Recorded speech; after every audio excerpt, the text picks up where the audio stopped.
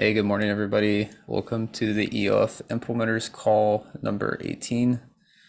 Let's just go ahead and get started and hear what client teams have been up to the last few weeks. Does anybody want to start us off?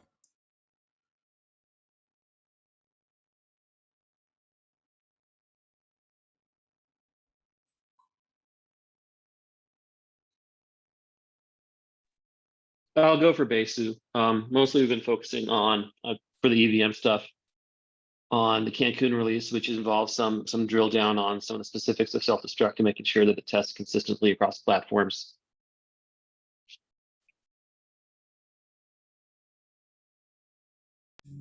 Great. Iman?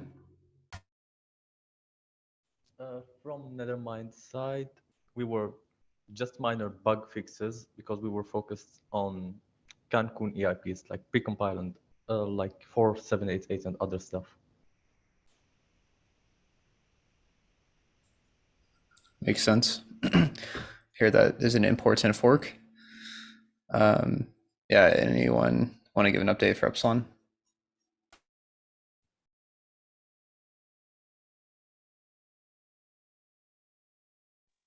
In VM1, we've implemented non-returning functions that required a lot of changes in the unit tests because of data section kind change from 3 to 4. So basically all the tests had to change. And yeah, besides this work, Pavel implemented tload to store codes, and I think that's all we have. Nice. It's good to hear. Any other client teams I missed?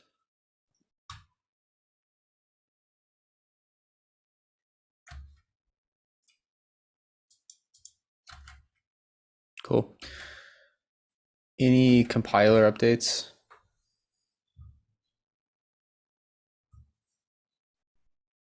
I don't have compiler updates, but maybe some stuff I want to talk about the spec again this time.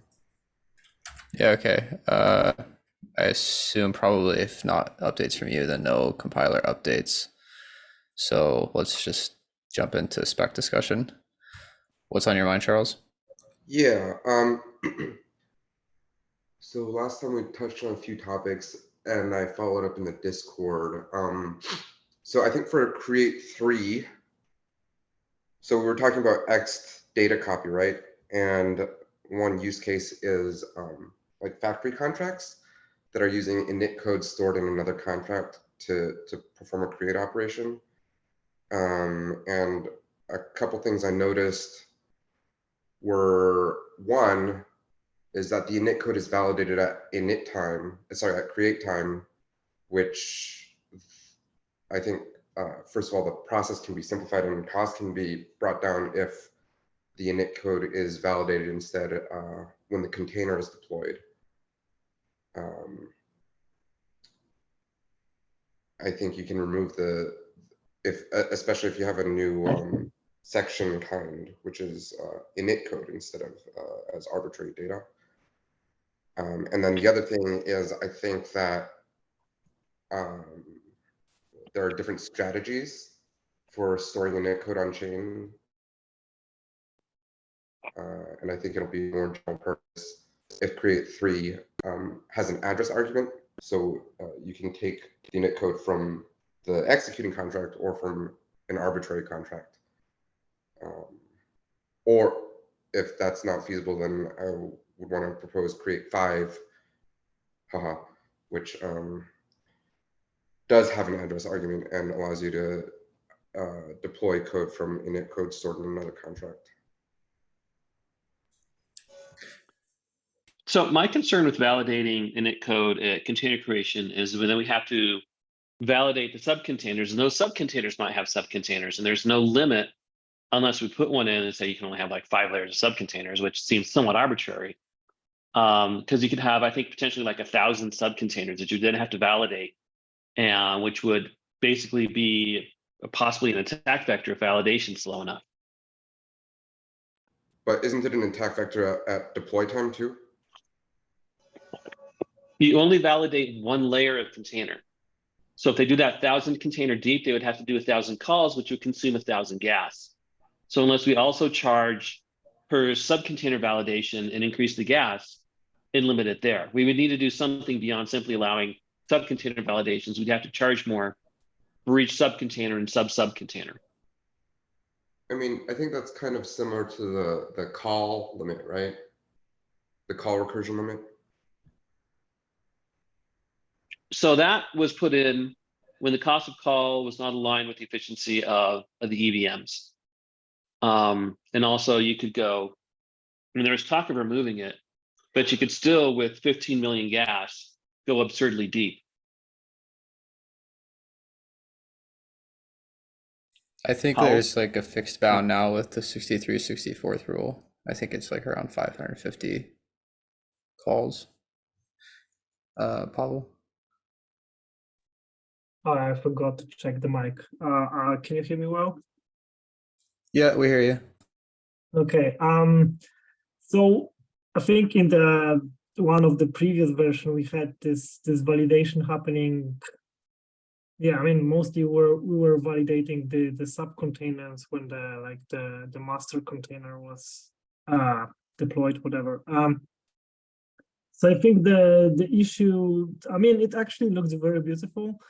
So like when you later execute create instructions, you already know like the init code container is valid, so you don't have to revalidate that. And in terms of DOS vectors, I mean, all of that is bound by the outer container code size limit anyway, and validation is linear to the code size. So like on the paper, it doesn't really make so much difference. But yeah, that was something we concerned a bit, but I think it looks okay at the first look. And so yeah, that's mostly that. And I will let you, Daniel, to respond to that. But why this has been changed is that we realized we also want to manipulate the data section at the create time, right? So when you have a create instruction, it takes like fixed init code. Well, it takes the init code container, but the init code container contains like the to be deployed container, and it also has ability to modify the data section. And if I understand correctly, like currently we allow to append some data to it, and this like data append means that we also need to update the header of that. And in specifically this container to be deployed, it's not valid when it's stored in init code container. So there's like two levels of this containers, and like one of them is not valid when it's there. It will be valid when it's kind of modified or something like that. If I understand correctly, it's like we will modify it anyways, and the validation happens before.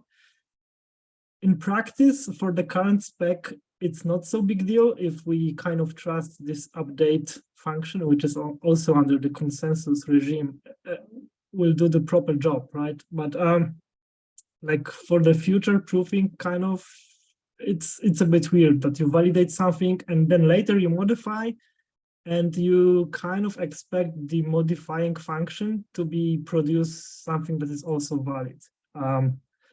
I think that was the main reason we kind of dropped that, and also maybe to anticipating further questions. It's not possible to distinct between init containers and the like to be deployed containers. So like you can use the same container in like both contexts in some cases, if I remember correctly. So that was the main reason we dropped that. Maybe there was some additional information, but yeah, we considered maybe this is a way to make it work. Yeah, so that's mostly the background for the current decision. Yeah, what do you mean you can't tell the difference between init containers and to be deployed containers?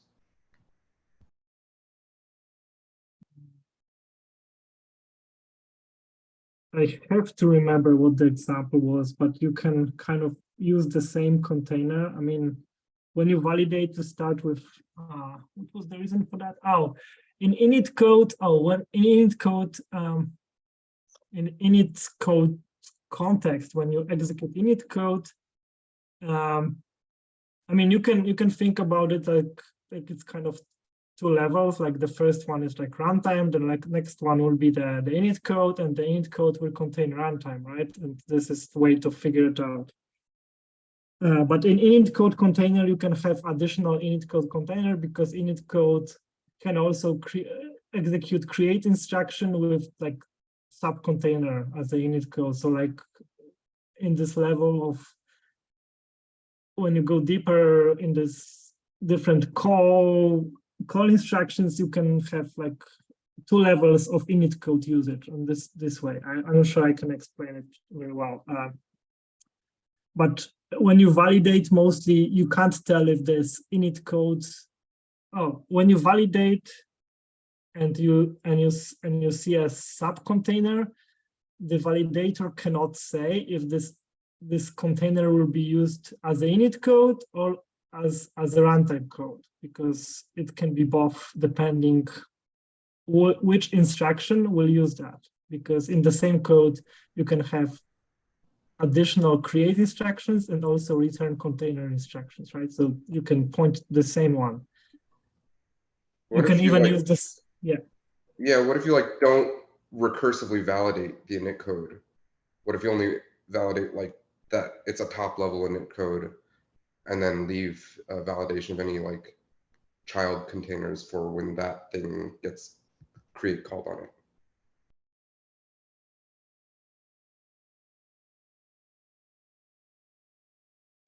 Because I mean, I think that seems to solve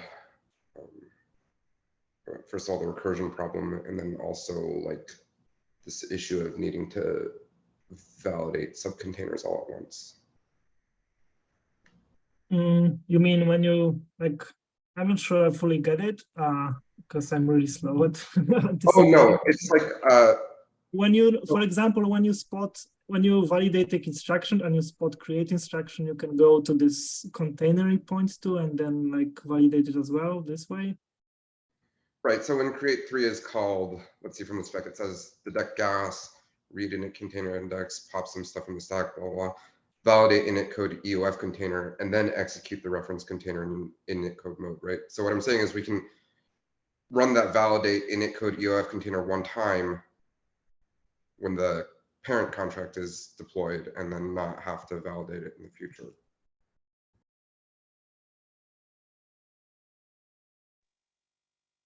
But what about nested containers? Well, When right, do exactly. Just we So- deployed what we deploy the container, it has a container in it, and that one has a container in it as well.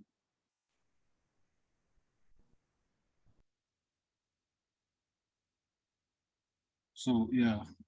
Anyway, yeah, for me also this nested validation doesn't seem to be a big problem, and the main reason we gave up this idea was this data appending to the data section, and in case code contains data load and instruction which can access the appended data, it will be invalid if you validate it at earlier than create 2 instruction. Maybe I'm not following fast enough because like there's 2 validations in create 3, right? You validate the init code and then you validate the deployed code, right? Right, yeah. So I understand you still need to validate the deployed code, which has the, you know, maybe the data section or whatever. But can you skip, I mean, can you move the init code validation to a single time or one-time step? Yeah, then I guess what Pavel said, we can't really tell which one is init code and which one is deployed code. Maybe that is the reason.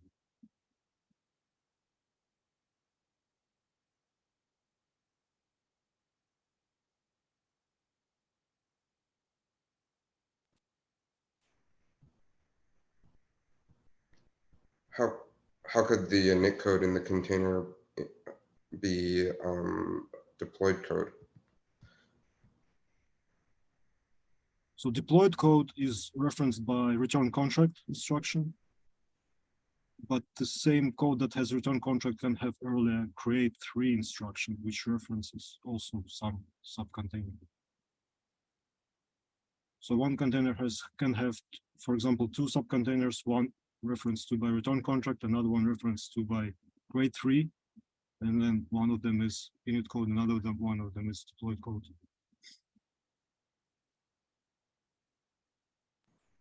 Maybe I need to understand return contract better. I think what Charles means that when you are about to deploy a container and you do a validation, then it's kind of implied that every subcontainer in this container will be init code containers in the end, because there's no other use for it, and then you can validate these. That's what I mean, more or less.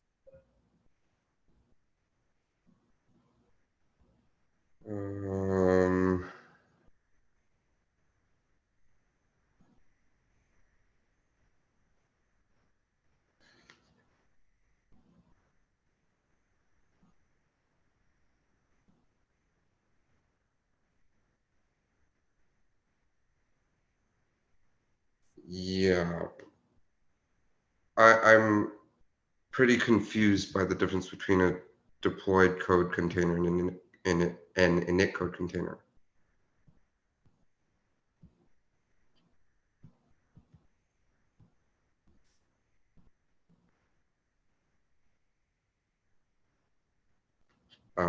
Maybe I can talk about that with you offline then. Yeah, I think so. So like in the EOF, there's no distinction. There's no distinction between these two. So they are not marked anyway, and their all comes from which instruction reference them, right? So, and there are kind of 2 instructions: one create instruction, one return container instruction, and like that's the main thing. And what else? And there are some cases like a bit more convoluted, like basic examples, that the same container can be referenced by both instructions, and they more or less should be valid as well. Yeah, and up to until we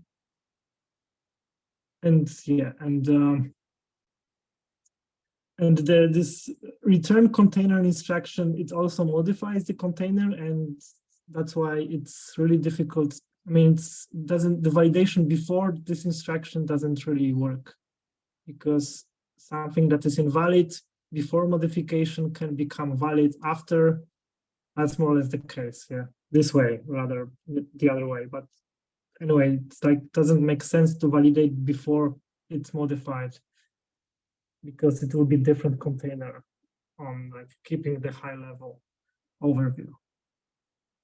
And that's why we dropped the pre-validation of all subcontainers that we had before. And maybe there are some cases when this can be work, but it will be kind of the specific case, and we can figure out offline what are the cases for that. Yeah, all right, thanks.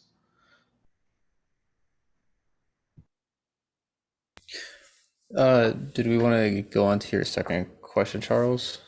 Yeah, which was about invoking init code in an external contract.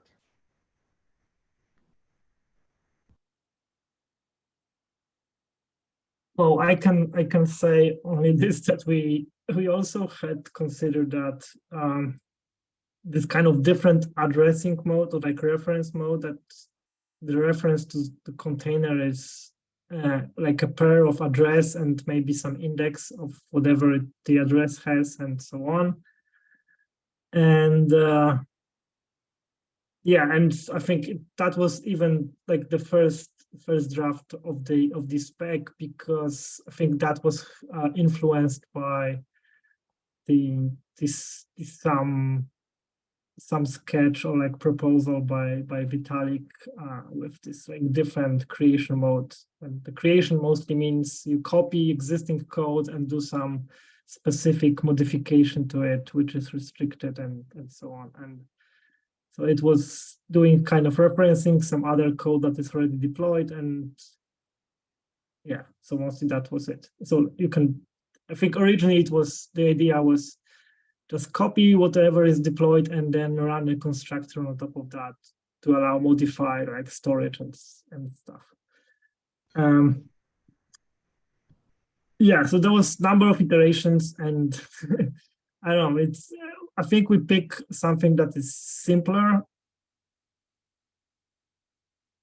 like above the like more generic case. I think that's the main reason. Yeah, I think this can be revisited. I don't know, like I don't really have like much more to say about it right now. Yeah, I mean, the other option is that like you could just call this external contract and hope that it calls create for you correctly.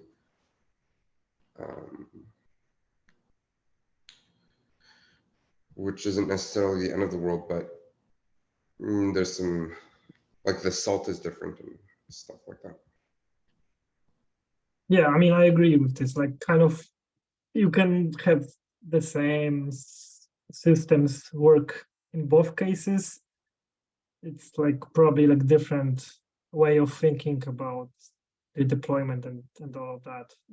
So yeah, I kind of agree.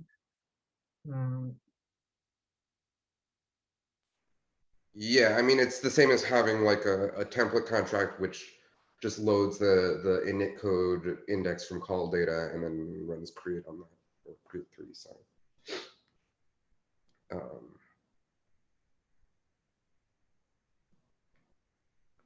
But that has like call overhead, and yeah, we don't like transferring execution context. Right?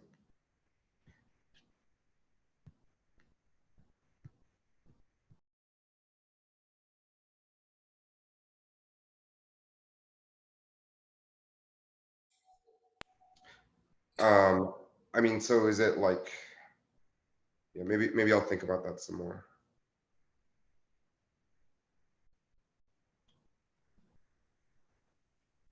I mean, I think we are a bit at a bit better position to like to discuss that. I think like some months ago we were just like there was so many options to choose from. We just pick, if there's like alternative designs, we just pick probably the simplest one, like by our assessment, right? And I think it's worth it that like there are some comments coming now about the design, because it means like people are getting familiar what the current spec says, and then we can, I mean, it's should be easier to discuss the like details right now than like drop the draft with like multiple alternatives. So well, so we can collect comments about it, but I don't have like good understanding how people, like how contract developers might use that. So yeah, I mean, there's different strategies for having these factory contracts, right?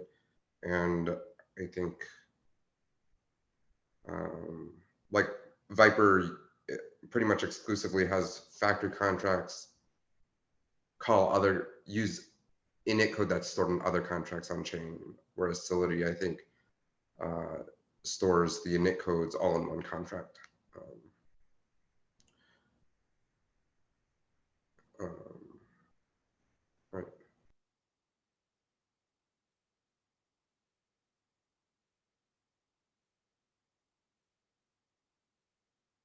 So yeah, any other comments about it? Just that I think that it would be useful, but I think we all agree that there's, you can also get the same result with like a little bit of more work, right? I do have another question, which is about this EIP 2315 and I'm wondering if there are some very good arguments for having code sections instead of one global code section. Because having one Subroutines. global code section allows for some other optimizations to be done. So subroutines is the biggest argument for code sections. They have a built-in return stack. You can treat them without having to do stacking conventions. And if you don't want to use code sections, you want to use one giant code section, feel free to use it if your conventions work. But the biggest advantage I see of code sections is a NVM subroutine facility, which is something almost every other VM system out there has. I think EIP 2315 has a way to have subroutines, but without different code sections, explicit code sections. Was that the one that was in Berlin and was backed out? I'm Yeah. not sure what its history was. Yeah, it was originally scheduled for Berlin, and kind of in the last month before it started going to testnets, it was removed. And I think the original reason was the Solidity team had run some analysis on it, and it didn't show a lot of improvement for their their test bank. So I don't know what the status of that is at this point. I don't know if anyone else knows. Well, I think like my understanding is like on the functional level. So it's like the main difference, what Charles is pointing to is that in this subroutine EIP from some years ago, you could you specified kind of where the subroutine starts, and but that wasn't restricting like static jumps to cross these boundaries. So yeah, so anyway, that's mostly that's the functional difference in this. Although there were subroutines, you could jump between like from the middle of one subroutine to the middle of some other subroutine or like something like that. And that's like explicitly restricted in EOF, right? And that's, I guess that's the main point here. Yeah, exactly. And that's the functional difference. And then there's also, slightly less overhead because you don't need code section headers for every subroutine.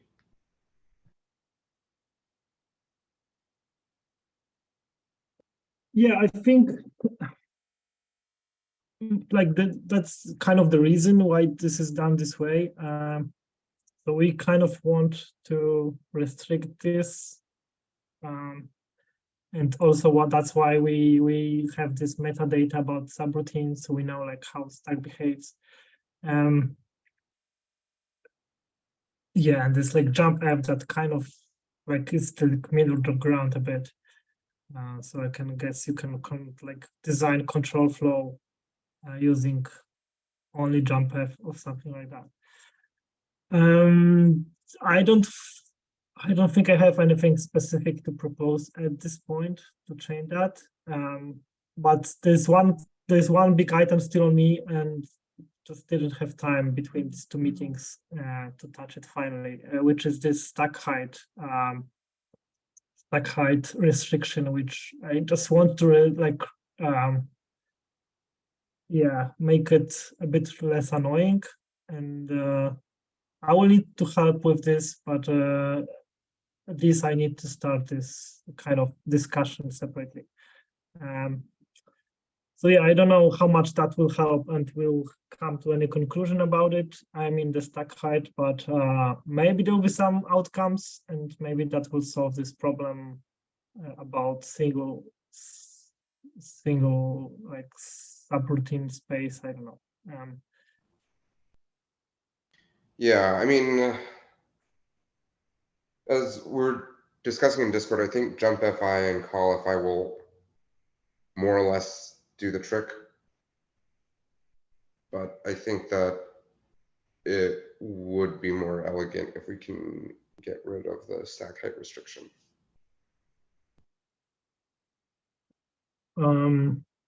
Yeah, I'm not sure we can do like full eliminate that. I mean, that was also a proposal to do so. So I think there's still possibility to do that.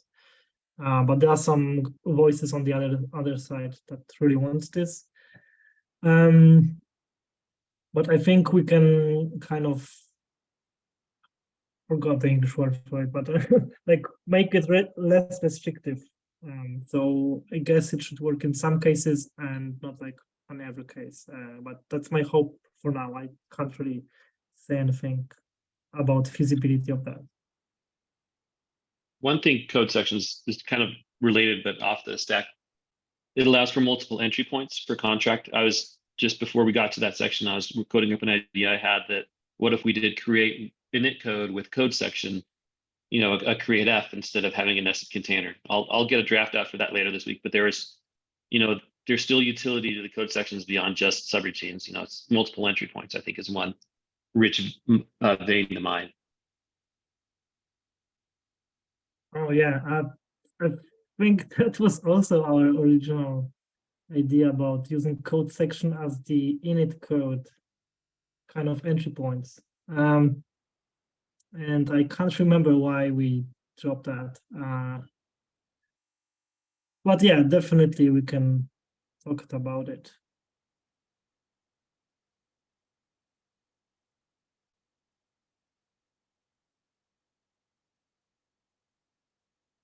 Yeah, so it sounds like we have some stuff to talk about offline, and don't have any other spec issues to bring up at the moment. You briefly mentioned jump fi and call fi. Yeah. What are people's thoughts on that? Is that a good, bad, negative, positive?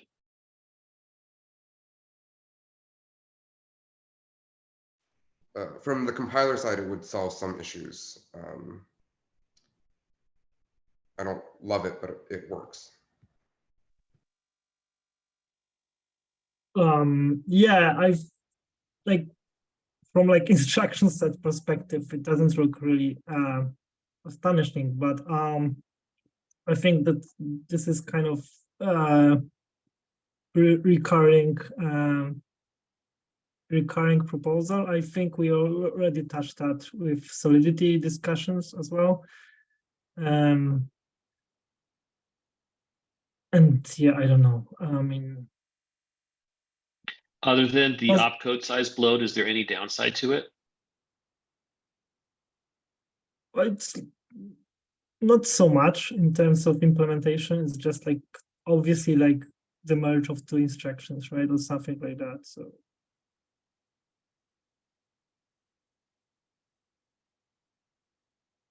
But it would save like 5 bytes down to 3, save 2 apiece, possibly. Or maybe more. I need to like think about it's like, is it like purely like the merge of some instructions, or is like this like some semantic difference, or like I don't know. I need to like make sure I fully understand it, but I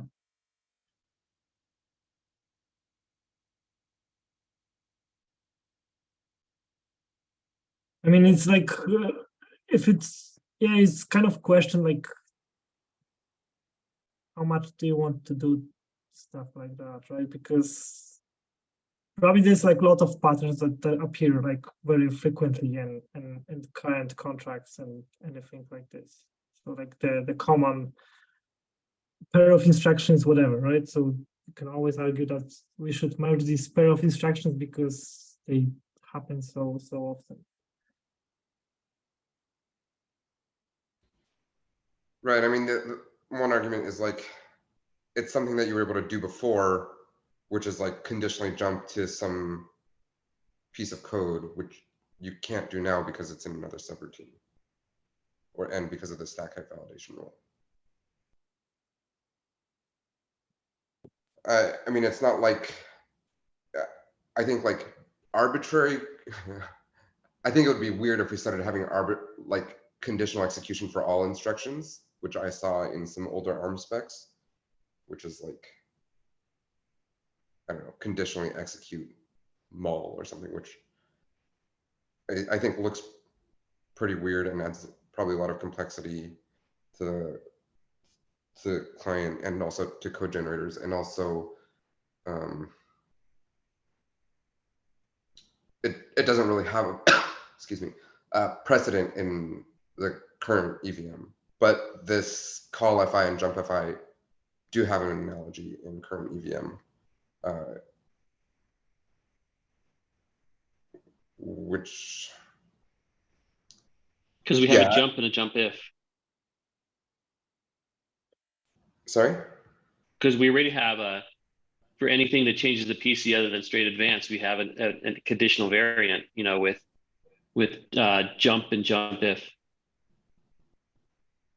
So we bring that into our jump and our jump if, and if we consider call f and jump f to be the same as a jump instruction, then yeah, it would be consistent to say that they've always, anything that changes the PC within a frame always has a conditional variant, so it would be consistent. My concern is, are we bloating the instruction table? Can we afford 2 more instructions? Maybe we can, maybe we can't. Right. Well, it might be doable with just call fi. I'm not sure if jump fi. I mean, it would be nice. It saves 2 gas or something, but I don't think it's. Yeah, I have to think about it a little. I mean, but I mean, also, right? Where do we stop? Do we add like call fv and jump fv? Because those also change the PC kind of conditionally. Yeah. Because it would, I think I'm running through it, it would change 6-byte sequence into a 3-byte sequence. We would have, you come in with your conditional on the stack, you would conditionally jump forward, past the call, and so you might have to invert it. So there might be another not there. So it's 7 or 6 down to 4. Down to 4 or 3. Sequence, so. I mean, just from code space, there's an argument for it.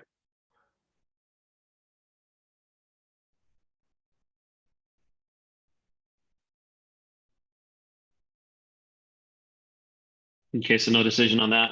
Something to think about. I think that once we investigate the feasibility of the loosening the stack height validation rules, then we can see if it's still needed. Okay. That might be another way.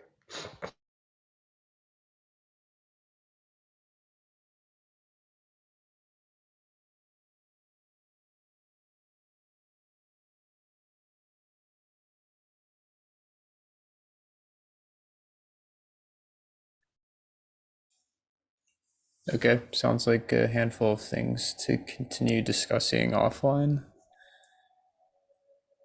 Any other spec questions, discussions that we wanted to have here? Perpat posted something about ext data copy. Okay. Perpat, do you want to go, and then Zane?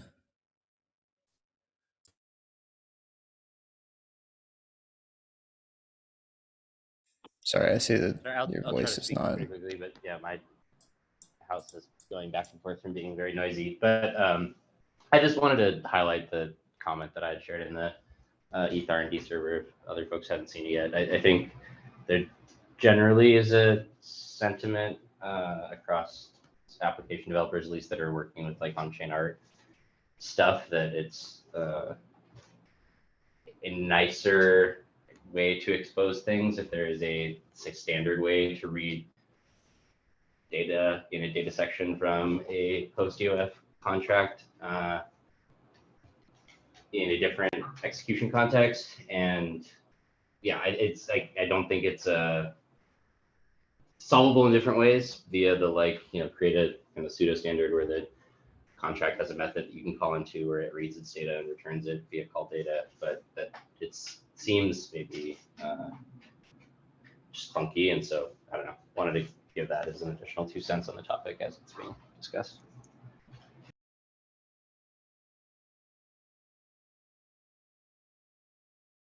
So I think I would say I'm weakly in favor of ext data copy. Other solutions do exist, but I do acknowledge they're clunky, and considering the needs of the data community, it's something I would support, but it's, depending upon how the other people feel about it in the spec, I'm not gonna, compel its inclusion, but I would weakly support it.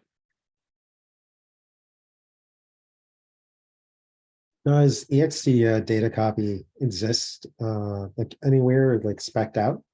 I was having a hard time like tracking that down. It doesn't exist. It's a logical hole in the data copy because we had code copy and there was ext code copy, but we didn't spec out an ext data copy that corresponded to an ext code copy. So its functionality we'd kind of lose. But there's patterns where you could just say, well, make the contract expose some methods, which means each ext code copy, in addition to the cold storage, which you're going, like the 2929, 2930 cold account penalty you're going to have the first time you access it. There would also be a 100 byte call penalty plus the EVM overhead to go into the call. So there is a way to do it without it. It just feels clunky and unnecessary if we could do it. But the other people writing the spec may have stronger reasons not to, and it may go against the code separation desire. So that's why I'm not, I'm merely just weakly in favor of it. I'm willing to hear what the other people, the engineers, think about it.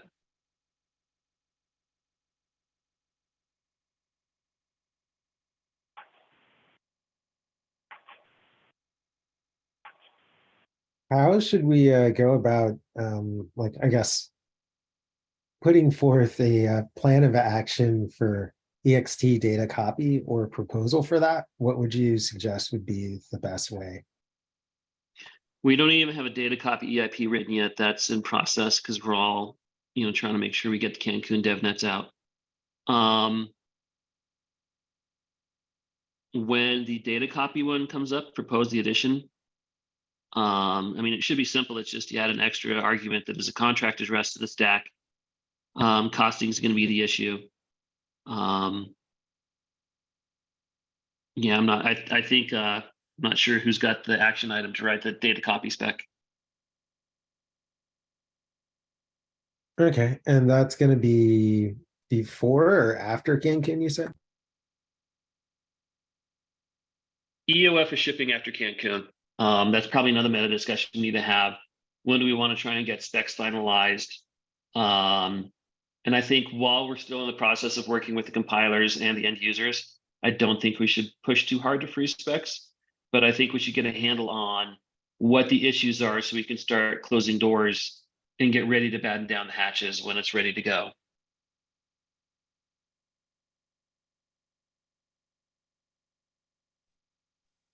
Cool. And then I kind of had another just like question that floated through the on-chainers, which is just so if we have like an EOF, if we have a legacy contract that deploys other legacy contracts, do those legacy contracts need to be in the proper EOF format, or not? What's the behavior in that? Does that make sense? Can you restate it? I think I got it, but can you run it by me again one more time? Sure. You deploy a legacy contract that deploys other legacy contracts. When the EOF change happens, what will happen to the sort of this factory contract that deploys future, like now invalid legacy contracts? So I don't think we want to get to the point where stuff that used to work suddenly breaks, especially factory contracts. So my understanding is that legacy will continue to always work as a layer, and EOF will be a second layer. And what will be restricted is how you would deploy contracts into that new layer. You probably need to nail down, can legacy contracts deploy EOF contracts? But I think we've pretty much shut the door on EOF contracts deploying legacy contracts. And that's a question of how do we bootstrap the EOF contracts? Do we require them to come in as EOF from the create transaction? Can legacy factory contracts factory create EOFs? I think those are some of the corner cases when we really start getting some of this create stuff. Probably after we start up Cancun test nets is I think when everyone will be able to fully focus on it. And I think just today, Charles pointed out some issues that factory contracts would require 3 layers deep. So I think there needs to be some more work done on create as well. But I think if we broke legacy deploying legacy going forward, I think we've done a disservice. And I think that brings to the point as well that we need to make sure that ext data copy behaves well when pointed to a legacy contract, as well as the current contract. So that's one other complication of an ext data copy is, does it just become an ext code copy when pointed at a legacy contract?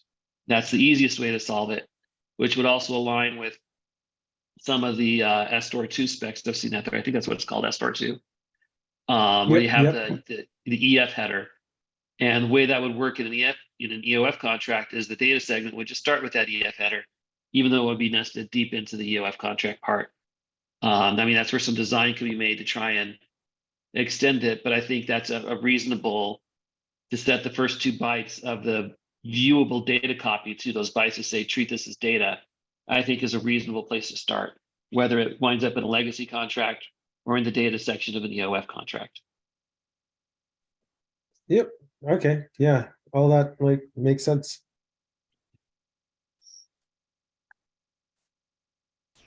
That makes sense. There's one kind of follow-up question I have on that topic where I think it's in, is it the 3540? I don't know if I'm misremembering. Sorry, I haven't had enough coffee this morning. I think it's in that EIP or one of the the EOF v1 EIP. There's kind of this mention of the sentiment you're describing. Legacy contracts will be able to continue to deploy legacy contracts, but to allow for some period of before this behavior may be deprecated or something like that. And was curious if there's more concreteness as to what that might mean. I think our read of that has been, we should update our on-chain storage libraries to use the EOF format once it's kind of finalized and available.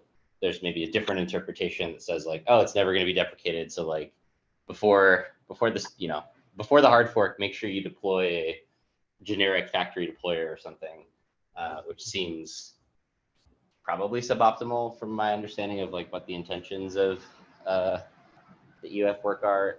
So just trying to understand what does that actually look like in practice? Is it we can't backwards compatibly break factory contracts ever, but we can make them prohibitively expensive to use, which is kind of my interpretation is there's economic forcing functions to get people to upgrade or something like that, or is it something else?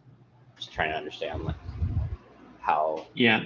So for Ethereum mainnet, I don't think we'll ever reasonably have a path to fully deprecate legacies unless we happen to find an EOF where they can be brought in, not just brought in, but brought in with gas equivalents. Recompiling it to a new format that is not gas equivalent, it may be compatible, but I don't think that would be a viable path. The more interesting paths, I think, are to look at layer 2s. I see a world where there are layer 2s that start out EOF only and only allow EOF contracts. That's where I think the more interesting parts of this is. Paul's got some comments. I'm sure he's got better opinions on this, so let's let him talk. Actually, I don't have much to add, but yeah, I agree with Dano. It's we don't see any path to deprecate creating legacy contracts, except one thing which we can consider, but later, is to deprecate create transactions. So it won't be very easy to create legacy contracts using a transaction, but you can always have, and maybe there exist like generic contract deployers that will do it for you.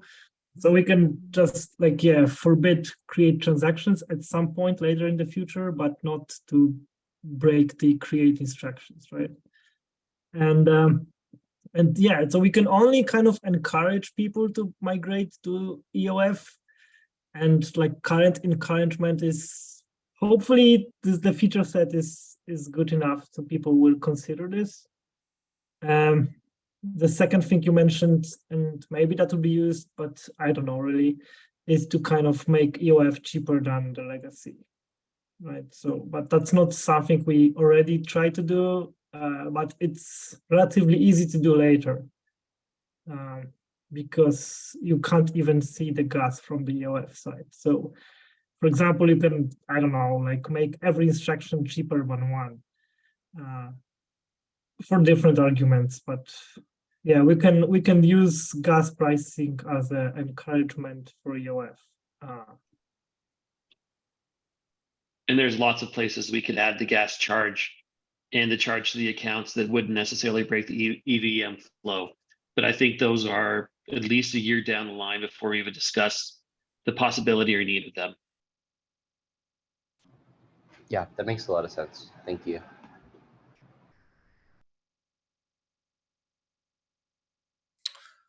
Okay, we've got about 5 minutes left. I kind of want to time box the spec discussion so we can take a second to hear anything going on with testing. Is there any updates that people want to share with respect to that? Hey, can you hear me? We hear you. Okay, yeah. So I made a small progress on the Python tests.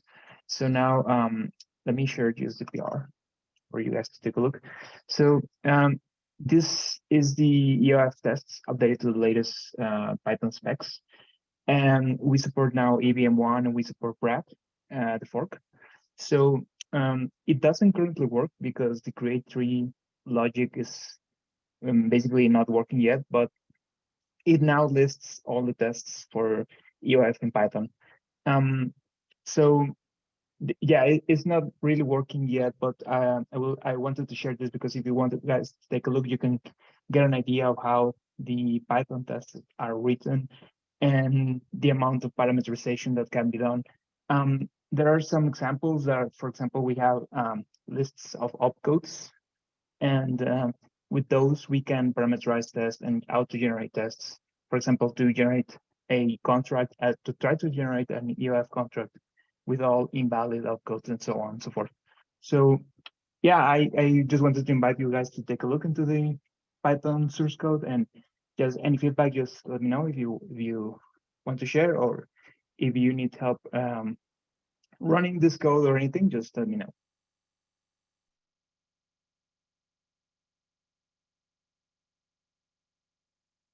Awesome.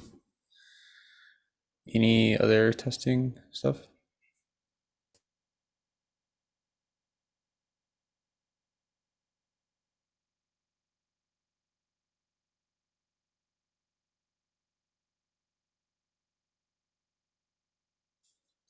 Three minutes left. Any last comments?